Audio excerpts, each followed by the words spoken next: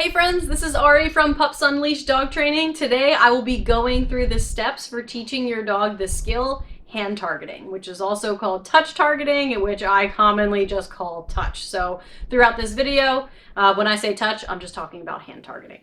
Hand targeting, I think, is the most underrated basic skill that you can teach your dog. A lot of dog owners have never even heard of it. They have no idea what it is when I bring it up. And every time I teach it, someone always goes, wow, I never heard of this before, but there's all these things that I can do with it. It is so useful. It has 1,000,001 uses. It's essentially what the skill is just teaching your dog to bop their nose to your hand, which sounds super simple, and it is, but it can be used for a lot of things. First and foremost, it can be used as a recall, and it is a much more effective recall than using the traditional come or here to get your dog to come to you. The reason it works better is because it has a hand signal associated with it that you never fade out, and it's also a word that you rarely use with your dog. Come and here are both so colloquial that we use them all the time with our dogs, so it devalues those words a little bit. Meanwhile, touch, you probably rarely actually say to your dog unless they know touch targeting. So what the skill looks like is your dog is going to bop their nose to your middle and index finger. So you just hold, oh, good girl. You just hold your fingers up to your dog and they're going to bop their nose to it. I have sometimes seen people use their whole hand. The reason I typically don't do this is a lot of dogs know paw, and if they know paw, then doing this is very confusing to them if you're also trying to hand target with the same thing. So typically 2 fingers like this is what I use. Now, as far as how you can use this besides a recall, because it's teaching your dog to follow your hand, you can use it to move them when you can't physically handle them or don't want to physically handle them. So for example, if your dog is on one side of the couch and you know that waking up your dog is going to cause problems, because it does, you can say their name and then you can touch target them to the other side of the couch or the other side of the bed. If your dog is large enough that they can jump up when you're at the vet's office, you can touch target them up onto the exam table. You can use it to move them short distances. It's really good for redirecting a dog on a walk. If you're working on leash walking skills and they get to the point where they pull you, you can show them your touch signal, say touch, and then they'll come closer to you and slacken up that leash again. And it is also used to train a lot of advanced behaviors, because what it's doing is just teaching your dog to follow your hand. You can use this for a lot of trick training. It can be used for things like mat targeting, which is just go to bed or go to place. You can use it for agility training, all sorts of specialized training, because it just is a good way to teach your dog what to do when they're first starting to learn any new skill, because you can use it to make them follow your hand. So it's great. I love it. There's probably many more uses that you can think of at home for this skill, so it's definitely one that I recommend. As far as the steps for teaching this skill, we're going to pick a smelly training treat. And the reason for that is that the way we eventually teach this is by using your dog's sense of smell. So pick something that is stinky. Luckily, most training treats are. If you're training with kibble, that's one of those situations that it might be a little harder because kibble is not that smelly, but most training treats have a smell. And if you're using something like meat or cheese, those are very smelly as well.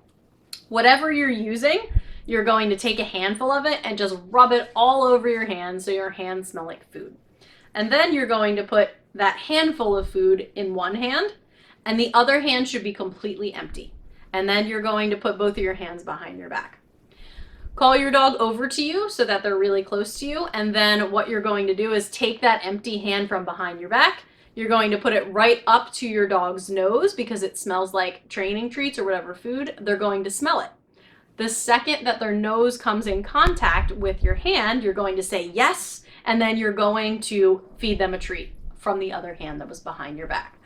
The reason we're using that other hand to feed the treat is so that they don't always have to see a treat to be able to do this. So we're going to keep that food hidden until they do the right behavior. And then you repeat over and over again. You're going to, again, be putting your hands pretty close to your dog's face so that when they go to touch their nose to it, the distance that they have to traverse is small. And then once your dog consistently is bopping their nose to your hand, when you put your hand very close to them, then you can start to move your hand farther away. And then they actually have to make up that distance. So at first I would start with maybe an inch away from your dog's nose, 2 inches, 4 inches, 6 inches, a foot, until you get to the point where your dog is actually having to move their entire body instead of just their head and neck to get to you. At that point, then you're going to start spacing it out further. And as with the other skills that we have addressed, you do not make this harder until your dog masters the step you're working on. So if you're starting at 4 inches away from your dog's nose, do not move to 6 inches until every single time you put your hands 4 inches from their nose and you show them that signal, they're touching their nose. So remember, think about everything in a trial of 5. If you do 5 touches and they do it right all 5 times, then you can make it more difficult. If they don't, they're not ready, and don't make it more difficult because they will only get frustrated and their performance will fall apart. Once your dog can get up to, I would say, about 4 or 5 feet away from you and reliably target your hand with just the hand signal alone, then we can start to add the word in. And the word is touch. So what you would do is you would say touch, then you would show your hand, and then your dog is going to run to you and bop their nose to your hand. And then as before, you say yes and you feed a treat. And practice that a lot by saying the word first before the hand signal, just so your dog fully learns that association between the word and that hand signal. Once your dog is reliably performing with the hand signal, then you can again start to add more distance. Right now we're at like 4 or 5 feet from your dog. So now you can start to add more distance using not only the word, but also that hand signal. So let's say we start 6 feet away from your dog, say touch, show your hand, and then they're going to run to you and bop their nose to your hand.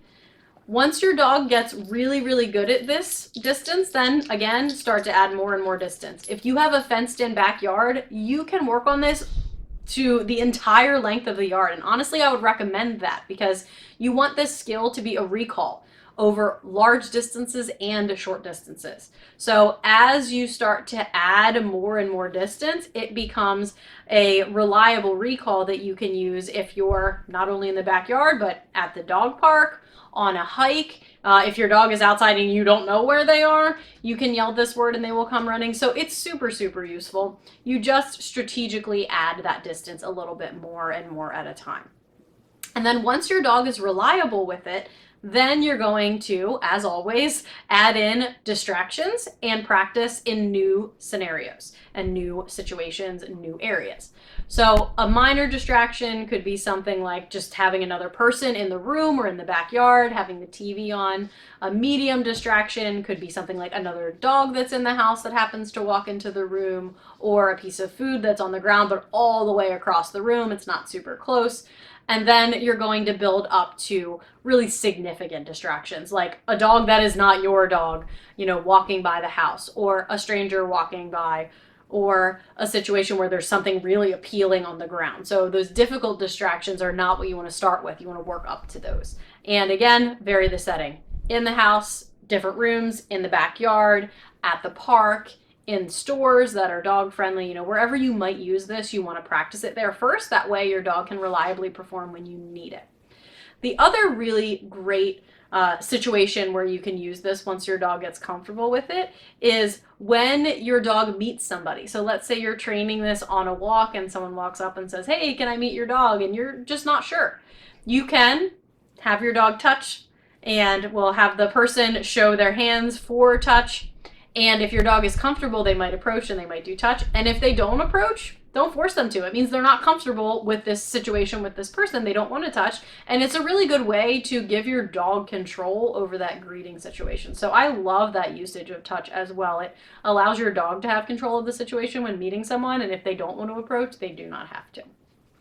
Once you have practiced this in all those different situations, you should be good to go to use this pretty much on a daily basis. It's one that with constant practice becomes very, very reliable, and it's just a little bit different than that traditional recall. So I do like it a lot, and get creative with how you use it. There are a few areas while training touch that you are more likely to run into issues. It's not a terribly difficult skill to teach, but one area that dogs sometimes do struggle is when you start adding distance from them. So they were great with touch when you were only a couple inches away from their nose, but when you start to back away and there's several feet in between you and your dog, that's where you see their performance possibly fall apart.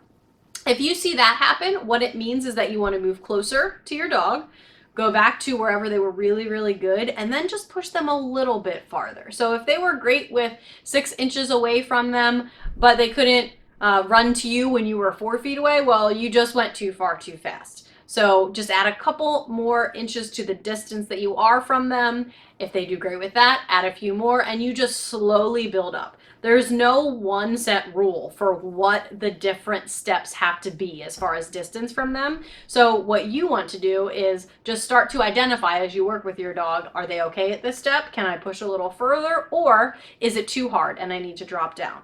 Remember to think about everything in a series of 5 trials. If 5 out of 5 times they're doing it perfectly, make it harder, but just a little bit harder, not too hard.